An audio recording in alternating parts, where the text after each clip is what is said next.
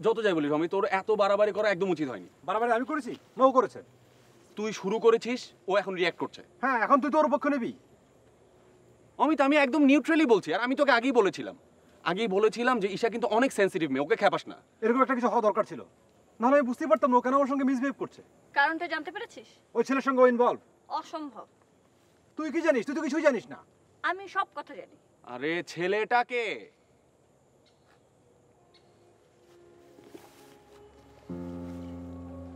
জানার সময় পেলাম কোথায়? আরে ও তোর মামা চাচাও হতে পারে। আসিফ, তুই ওকে একটু ফোন কর না। কেন? তুমি করো। না, আমি ওকে ফোন করবো না। তোরা কথা না বলে থাকতে পারবি? তোদের তো প্রতিদিন ক্লাসে দেখা হবে। আমি জীবনে ওকে ফোনও করবো না, কথাও বলবো না। রিমা, তুই একটু ফোন কর না।